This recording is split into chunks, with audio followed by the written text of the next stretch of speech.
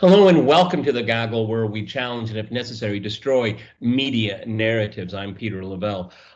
Today I'm going to discuss with Glenn Diesen, a scholar and prolific writer, about an article that he wrote for the RT website, and it's entitled "Endanger European Security." Joe Biden's assertion that Russia is the #1 threat to U.S. flies in the face of all facts and reason.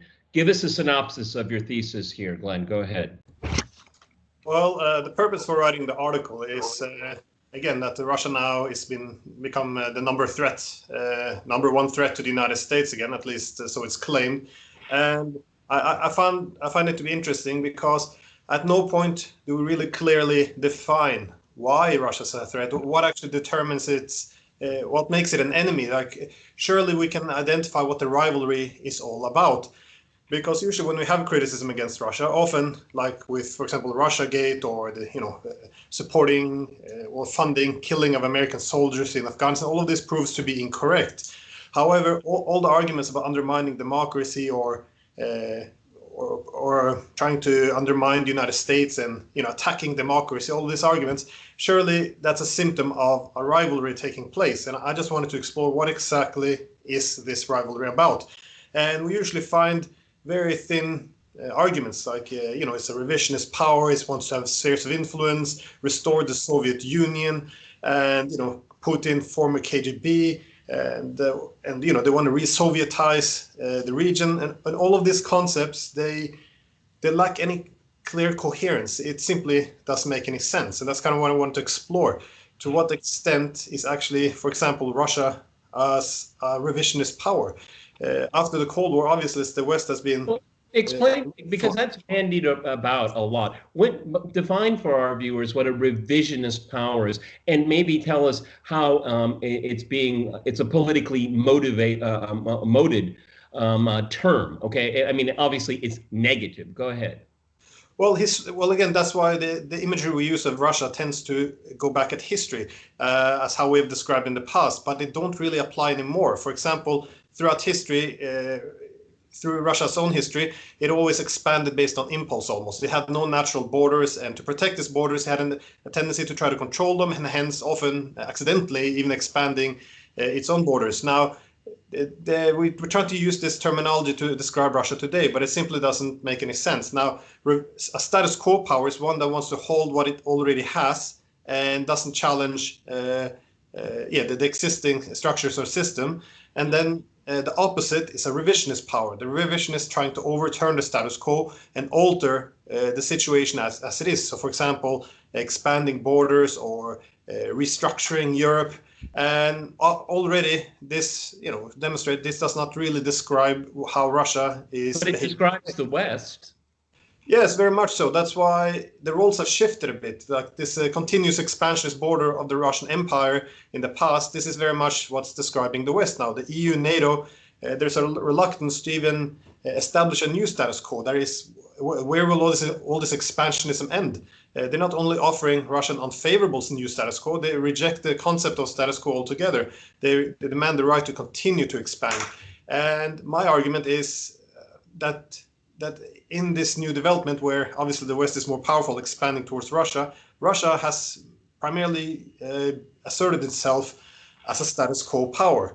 And we can give examples of that. We had in August 2008 when the government of Saakashvili in Georgia attacked South Ossetia, which had been disputed since the end of the Soviet Union. I want to be very clear that South Ossetia technically was a part of the sovereign state of Georgia. However, the South Ossetians rejected Tbilisi rule. And then you had forces go in there to try to squelch any kind of separatist movement. Russia reacted in protecting South Ossetia. But these are all facts here, but as you point out in your article, Russian forces didn't take Tbilisi. It had no intention. It could have very easily done it in maybe 24 hours, but it didn't do that. And we can look at what happened in Ukraine after the coup in spring of 2014.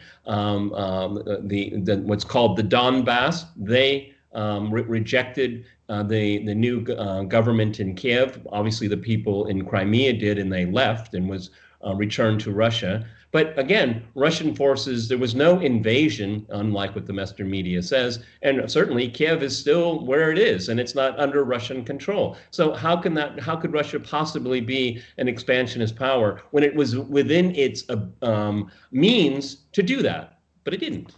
And that's the argument I make. We can discuss this from many perspectives, like international law, for example, where more criticism might be justified. But when it comes to revisionism, surely this does not explain it. I mean, these were what you mentioned now. These were two of the examples, but yeah, also use the one of Syria.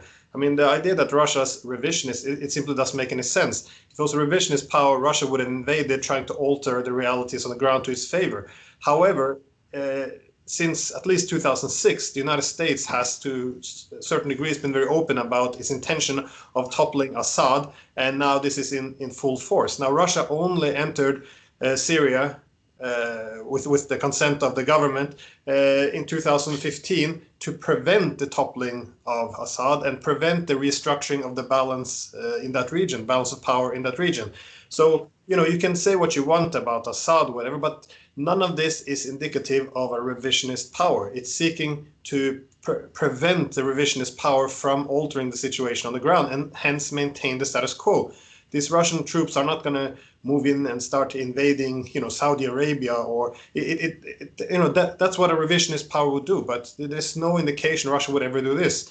And again, Russia would never have gone into South Ossetia to maintain to preserve its autonomy unless someone had invaded. They would never have gone in, and like no Russian politician suggested they should return Crimea to Russia until the toppling of Yanukovych, and they kind of saw what was down the line with, you know, NATO eventually replacing the Russians there, and, you know, then next step with possibly American missiles coming in.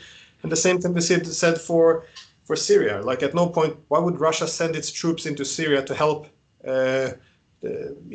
preserve the existing government unless the West was trying to topple it? So simply the terminologies we use, they only lend legitimacy and from the past, and they tend to use this very emotional rhetoric. It's very comfortable stereotypes. We know this narrative. We were told through the entire Cold War what Russia is like, and now we're simply lending these ideas to the present realities, but it doesn't actually make any sense at all. I think in your article you could say dressing up Russia in Soviet clothes, something like that. Yeah.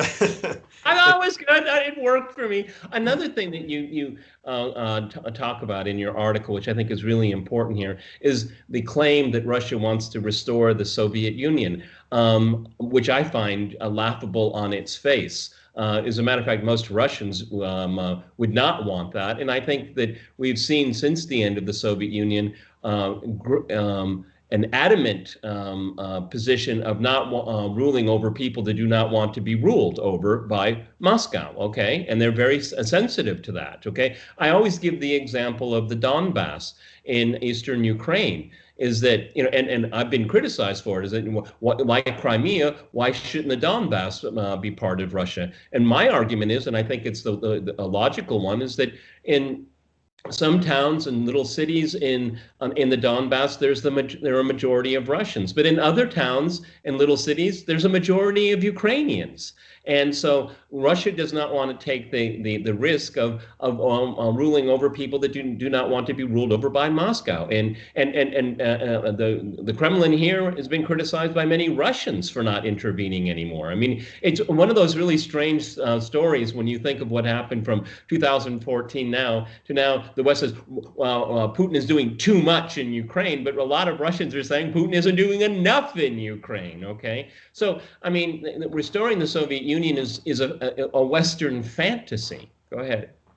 Yeah, but still, it has this purpose, because when you say you want to restore the Soviet Union, it does bring back a lot of familiarity, and it's also bringing back an ideology. I think that's packed into it. Also, the Cold War was they had benefits for the West in some terms. That is, we had two poles of power. We have two rival and incompatible ideologies. It was helpful to maintain the dividing lines, which we weren't really prepared to break down. So when we use the terminology to re-Sovietize a region, it's a very powerful term, and it's, of course, then it's a good way of unifying people. well, on the West, that is. And this is partly the reason why, for example, the Eurasian Economic Union, the EU doesn't want to establish diplomatic relations, and the United States is more direct. So Clinton, for example, as the Secretary of State, arguing, no, we have to break this up and destroy it because they're trying to re-Sovietize. Now, this is a nice, a quick expression, but it can only be a slogan, because once you begin to articulate what does re-Sovietize mean, you start to realize it's ridiculous. I mean, the Soviet Union was devoted to world revolution along a Marxist ideology. No one in Moscow, or at least in the Kremlin, wants anything to do with Marxism or world revolution for that sake. So what exactly is this ideology driving them? And also, if you look at the Eurasian Economic Union, what are they devoted to? They want to, within the region, liberalize a lot of economic connectivity. So either easier flow of capital, people, products, services. And it's not really clear how this is Sovietizing it. Even if you argue that Russia's trying to establish its exclusive influence in the region, that's also not correct. Because if you look at countries like Belarus and Kazakhstan, one of the main reasons they want to be in the Eurasian Economic Union, they want to have this collective bargaining power. So when they trade with the Chinese, the Europeans, they won't have the other part being capable of dictating everything. They want to have more symmetry in relations. Now, this is not too different from the EU. That's also what the EU wants. They want more symmetry in relations when they negotiate with the United States, for example. So, exactly how does this concept of the Soviet Union help us understand what the Eurasian Economic Union is about? I can't see any purpose of using this label. The only purpose is to revive this old... It's scaremongering. And the economic union that you're referring to is all consensual. I mean, you can leave if you want, okay? There's no coercion whatsoever. Another thing that you touched upon in your article, which I think is very, very important, is that Russia is not allowed to have its own security interests. It's somehow, Russia having its own national security interests, as it defines it itself, is somehow a threat to the West, which doesn't make any sense, okay? Every country has national security interests, but when Russia makes a claim of it, it's considered aggressive. Go ahead. Yeah, and that's part of the reason is in the new Europe that was established after the Cold War, the main structure we have is that it should be organized through NATO and the European Union, and Russia should not have a seat at the table. It should not have a voice. And part of the underlying assumption is Russia doesn't really have any legitimate interest beyond its own borders. And of course, this is a rather absurd notion, but it was more easily pursued in the 90s when Russia was a mess and its entire focus was devoted to sorting the internal chaos within its own borders. So essentially we established this new concepts of security. And if you look at both the EU and NATO, the way they approached Russia, when they discussed security, it was effectively telling Russia how to clean up within their own borders. But at no point was it ever even assumed that Russia should have anything to say beyond its own borders. And this has been part of the problem, because when Russia restored its strength, how can you have a huge, powerful country like Russia and argue it has no legitimate influence beyond its own borders? So we often see when both EU and NATO want to advance security, for example, from in Central Asia to Belarus, the underlying assumption is, well, Russia should not have any influence here. And this is not a conspiracy or anything. Like anytime, for example, you see Russia wielding some economic influence or anything from Bosnia to Serbia, this is considered pretty much a threat. That is, this is our backyard. And like the Nord Stream project, bringing natural gas from Russia to Germany. Yeah, so we have to cleanse the region of Russian influence. And this is, again, very absurd, because we are the one arguing that Russia is going after spheres of influence. But this is a concept that someone has an exclusive influence within a region. But exactly when has Russia demanded that it should have any exclusive influence? And we often see it's the other way around. It's the West saying, no, you cannot have any influence, for example, in Bosnia. This is very destructive. We have to cleanse it and make sure that, for example, the West is the only one who has has influence. And a lot of the reasoning behind this is simply, this new idea that democracy and liberalism is a cornerstone of security. I mean, it sounds very nice, but when we see that, when we argue that we are the champions of these ideals and Russia's the enemy, the logical conclusion is that we must have complete exclusive influence, and Russia has no legitimacy here. And this is a very, you take through this ideology, which is supposed to make the world more benign, we're making the zero-sum rivalry so much more intense. Yeah. Yeah. So I mean, it's really quite extraordinary, because and it's very ideological, tying liberal values to security. Well, you can make that argument, but historically, it doesn't really hold any water whatsoever, because national security interests have been around ever since the advent of the nation state. I mean, you know, liberalism has its ebbs and flows, okay, but they're not directly linked together, and and actually it is a cudgel to go down that path, because, as you said once to me on Crosstalk, is that, you know, if you have a foreign policy based on values, and then you're starting to make moral choices, okay, and then you get to the point where you're moral and your interlocutor is immoral, and if your interlocutor is immoral, you shouldn't be in any kind of communication or bargaining with them, because it's an immoral thing. It's appeasement. We go all you know, we go down that rabbit hole.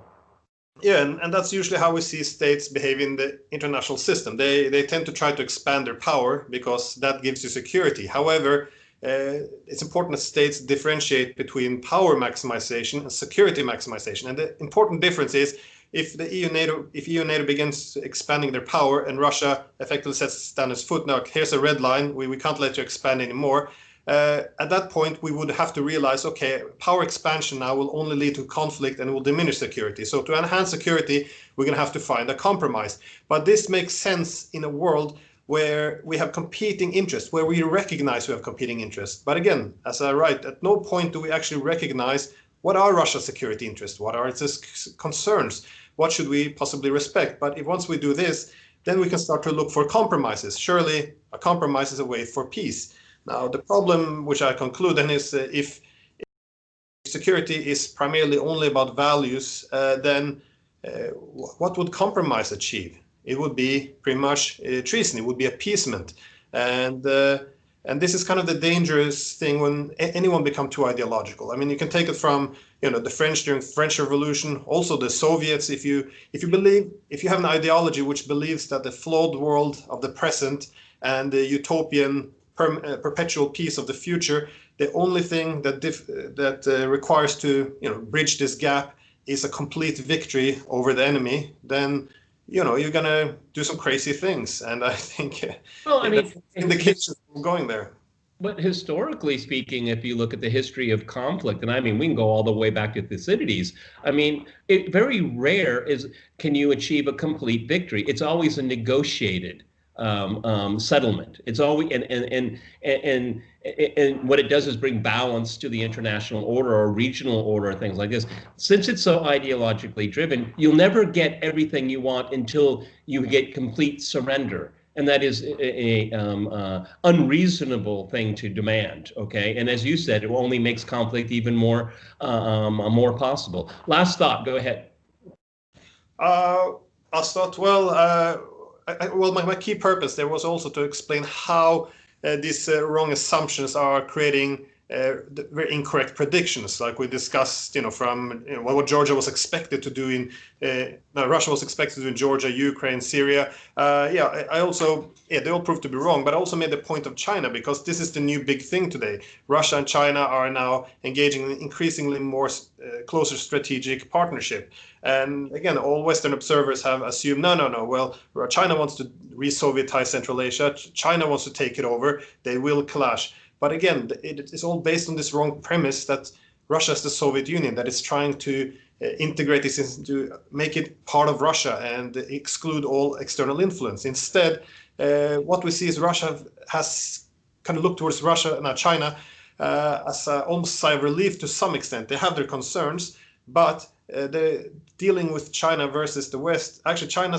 proves to be much more easy, because when they go into Central Asia, they're not saying, well, our main goal here has to be to liberate the region from Russian influence. This is the path to stability and security. No, that would be an absurd notion. Russia would not allow it to happen. And what should be obvious that would result in mass conflict. So instead, they recognize mutual interest and they're able to negotiate a solution where based on mutual recognition. My problem is because of this way we portray Russia, we don't have the ability to reach similar solutions in Europe. So yeah, that would be. Well, I mean, I was very critical of the Yeltsin years, but on a foreign policy front, engaging China vis-a-vis Central Asia was the best thing he could have done, and it has a lasting influence right now. Glenn Diesen, thank you very much for being here on the Gaggle. Fascinating article. I will be linking to it in the description here. If you like this, like, share, and subscribe, and the Gaggle has a whole lot more ahead.